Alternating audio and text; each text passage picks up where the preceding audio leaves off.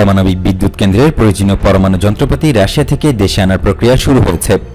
2 ইউনিটের কেন্দ্রটির প্রথম ইউনিটের প্রধান ও বড় যন্ত্রগুলো আগামী অক্টোবর কিংবা নভেম্বর থেকে দেশে আসা শুরু করবে।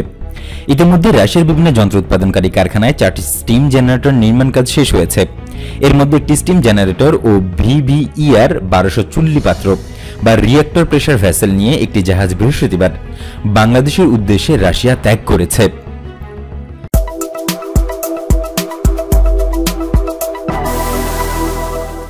বাংলাদেশ পরমাণু শক্তি কমিশন ও নিউক্লিয়ার পাওয়ার প্ল্যান্ট কোম্পানি এবং প্রকল্প বাস্তবায়ন ও নির্মাণে নিয়োজিত রাশিয়ার পরমাণু শক্তি সংস্থা রোসাটম সূত্রে এই সব তথ্য জানা গেছে।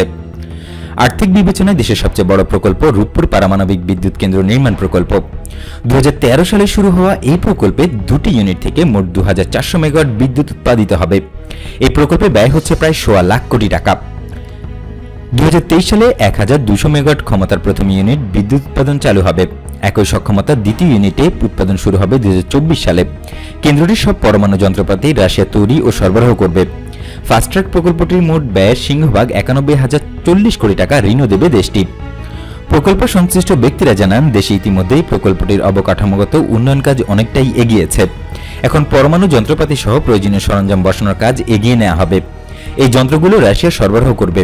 দেশটির বিভিন্ন কারখানায় 30টি দীর্ঘমেয়াদী যন্ত্র তৈরি হচ্ছে। এরই অংশ হিসেবে যন্ত্রপাতির গুণাগুণ ও কার্যকারিতা পরীক্ষা এবং পরিচালনগত বিষয় বোঝার জন্য বাংলাদেশের একটি প্রতিনিধি দল বর্তমানে রাশিয়ায় অবস্থান করছেন। তারা রাশিয়ার সেন্ট পিটার্সবার্গ, মস্কো, ভলনাগদানস্ক ও পেট্রোজাভোদ এলাকায় বিভিন্ন উৎপাদন কোম্পানিতে যন্ত্রপাতি নির্মাণ কাজের দেখভাল করছেন। রূপপুর পারমাণবিক বিদ্যুৎ কেন্দ্র নির্মাণ প্রকল্পের পরিচালক ড মোহাম্মদ শওকত আকবর জানান, কেন্দ্রটির প্রথম ইউনিটের জন্য প্রস্তুতকৃত রিঅ্যাক্টর প্রেসার ভেসেল এবং একটি স্টিম জেনারেটরের হাইড্রোলিক টেস্ট সফলভাবে সম্পন্ন হয়েছে। এটি প্রকল্পটি বাস্তবায়নের গুরুত্বপূর্ণ একটি ধাপ। প্রথম ইউনিটের 4টি স্টিম জেনারেটর নির্মাণ কাজ শেষ হয়েছে। চূড়ান্ত পর্যায়ে আছে দ্বিতীয় ইউনিটের স্টিম জেনারেটর তৈরির কাজ। আগামী অক্টোবরের মধ্যে এসব যন্ত্র দেশে আসা শুরু করবে। যন্ত্রপাতি প্রস্তুতকারী রাশিয়ার কোম্পানি জেএসসি অটোমেনার গোমসের মহাপরিচালক আন্দ্রেই নিকিপেলভ বলেন, করোনা ভাইরাসের কারণে বিভিন্ন সীমাবদ্ধতার মধ্যে আমরা রূপপুর পারমাণবিক বিদ্যুৎ কেন্দ্রের প্রথম ইউনিটের সরঞ্জাম পাঠাতে পেরেছি। এগুলো 14,000 কিলোমিটার সমুদ্রপথ পাড়ি দিয়ে এ বছরের শেষ দিকে বাংলাদেশের বিদ্যুৎ কেন্দ্রে পৌঁছাবে। তিনি জানান, পাঠানো চুল্লি পাত্রটির ওজন 333.6 টন। স্টিম জেনারেটরের ওজন হবে 340 টন। রাশিয়ার বিভিন্ন জেটি ও পথ পার হয়ে এগুলো কৃষ্ণ সাগর ও সুয়েজ খাল হয়ে বাংলাদেশে আসবে।